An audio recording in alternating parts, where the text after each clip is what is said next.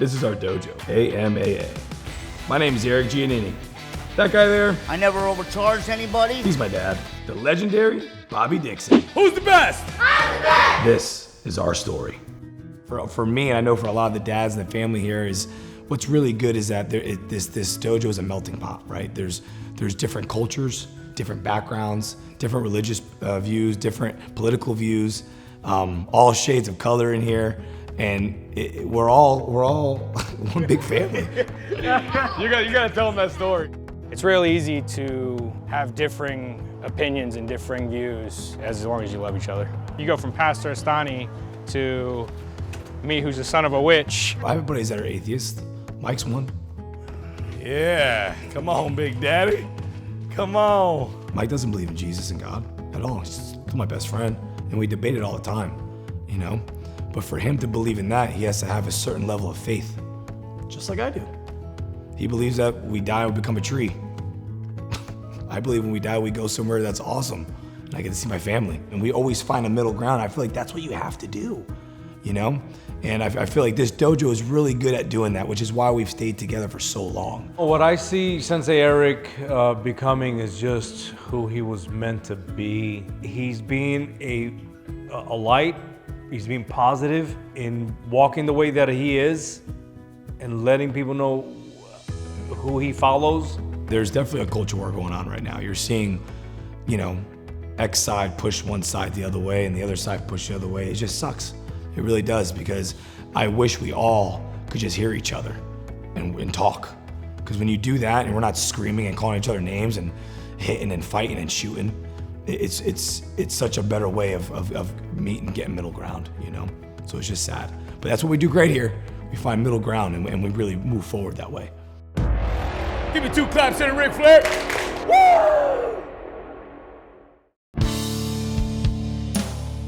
Our dojo's always been known as a striking school.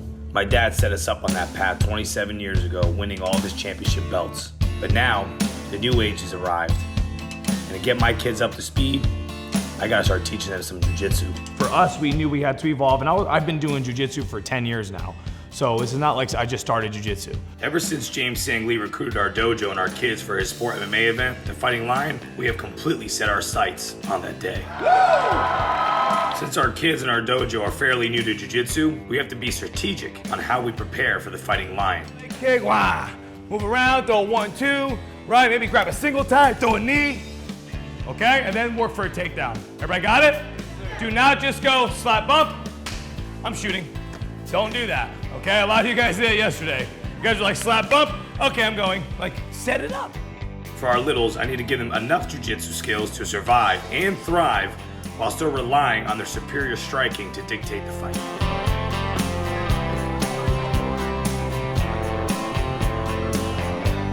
Every kid in here you'll see is different. Everybody has their own version of what we're teaching here, which is what we want. Oh, come on. Oh, my Delisa, that was almost so beautiful. Wait, hey, great shot. Great shot, kid.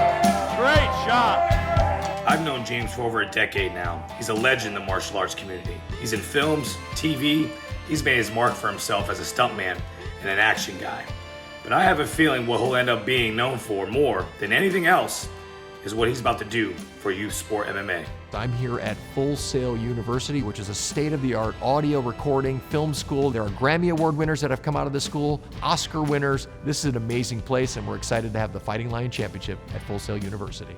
Well, how did a guy like myself, who was the 4-time ISKA self-defense champion, get into MMA? The transition is because I have a lot of influence in the sport. Obviously, a lot of people recognize my face, but also because self-defense champions are known for their sort of encyclopedia of moves. Even though I didn't fight in mixed martial arts, we recognize all the moves, the arm bars, the kicks, the punches, the chokes, and so on. So it's a natural fit because I am in sort of the bridge between the two worlds. He's doing youth MMA because he sees the explosion that is jiu-jitsu and MMA in the youth world now, right? It's literally an explosion going off. It's kind of like back in the 80s when karate and Kempo and Aikido and Steven Seagal and Van Damme, and it just exploded, right? That's what's happening right now for youth MMA because the UFC has completely sucked everything out, and that's the biggest thing is UFC, right? Many promoters are putting ISK Sport MMA in their various tournaments. What we don't have, though, is a farm league. Right? When you look at football, basketball, baseball, many of those athletes before they hit the pros came from collegiate sports.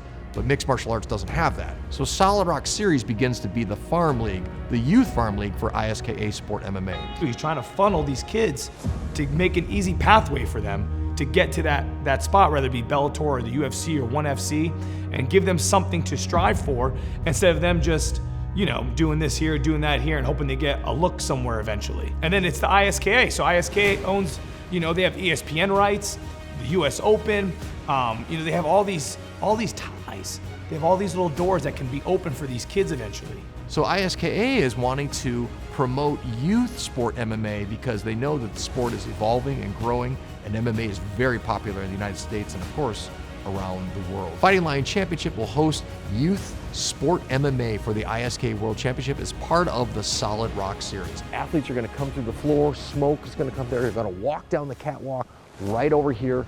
This is going to be a one-of-a-kind event with production value that rivals that of professional MMA. With 1 week to go, I get a call from James.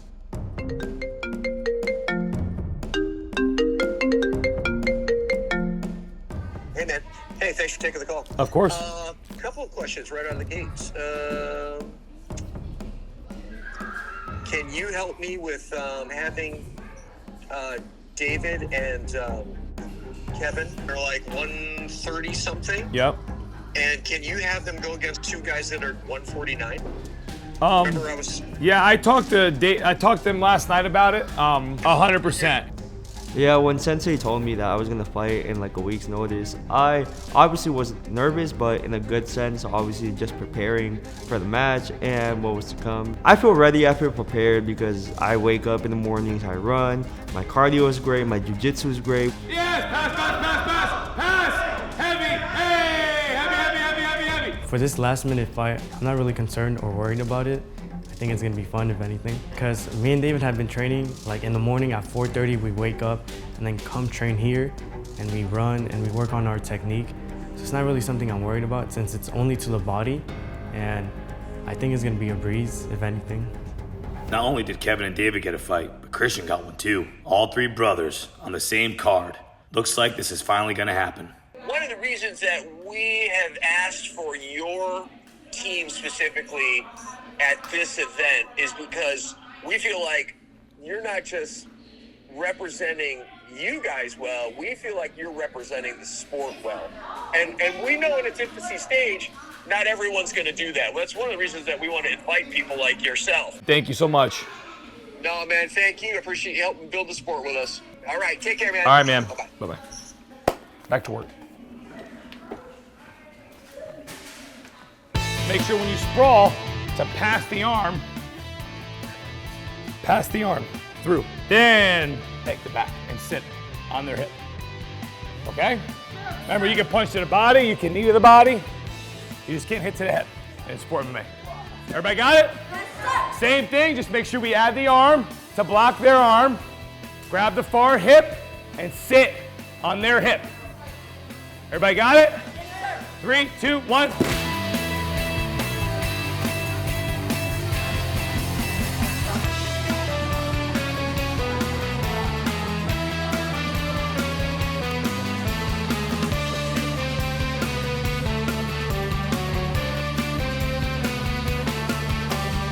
One, 2, 3. This leg comes through. Yeah, right, that was better. So try not to roll. That was good though. Good job. Keep working it, you'll get it. So I started having like Anthony and Dwight and Mike come on the floor to help out because having 15 to 20 kids at a competition is really hard for me to coach all of them. Yeah, I shouldn't say it's hard, it's impossible for me to coach all of them. I needed more help. So my job as the head coach was to get their help, but to do it in a way where they can learn as well and then help coach. And that has turned into such a beautiful thing because the last 2 seasons, they have been completely active in everything that we do here. I've let them come in and help them out with teaching, taught them the rules, you know, because Mike did some MMA, Mike did some boxing, but he's never done point sparring. I had to teach him how to do that. And now Mike can go and coach a kid to first place. He did it at US Open. Now he's turned into a complete coach. He's a great dude. He's a great role model. He's a great man. He's a great family man, a great dad, great husband, great friend. He's the guy that'll literally give you the shirt off his back if you needed it. If it was his last shirt, he'd give it to you. The kids love him. I mean, god dang it, Jaleesa will not let me coach her anymore because she'd much rather have Coach Mike, which I think says a lot. I'm the head coach here. I run this whole place. It's my programs. And she goes, I don't want you, I want Coach Mike. I think that's pretty damn funny. That says a lot about him, you know, so he's a great dude. I love him to death. Help Sensei out as much as possible. I'm still fairly new to Jiu-Jitsu as well, so I'm actually learning with them. Me and Mike are completely opposites in political and religious views. Other things we're obviously spot on with each other with, but those two things do not stop us from being best of friends, man. What happens is we get into friendly debates and arguments, and we will always somewhere find a middle ground, or we'll just go, hey, we're just not gonna agree, and that's okay. And we are still best of friends. Sometimes he corrects me and I gotta go, all right, you won. That's good, that's a good point. You're right. Regardless, I love you, bro. I don't care. And I feel like that's what we need more right now. What we definitely agree on is how to get these kids ready for life, and how to get them ready for competition and their mindset, and how to help them grow as individuals for later challenges in their life. That's something everybody here agrees on. As a parent watching Erik discipline kids while he coaches them, personally, I'm all for his process, and I'm all for his level of aggressiveness and extremeness. You think it's funny? Because dude, you will go put on all of your stuff and you will go run miles outside. Do it the way I'm asking you to do it, because we're gonna put pressure on it. And if you practice it like crap, it's gonna come out like crap. I'm the same way with my kids. I don't really let them get away with anything either. Come on, dude. You know why you didn't know that? Because the whole time you're daydreaming about your girlfriend. Yeah. Not you, Kyrie. I was just pointing over there. All right, come on, man. You're daydreaming. That's why you didn't hear it. Adrian was right there, sitting right next to you. My boy Adrian heard every word. Come on, man. Kyrie,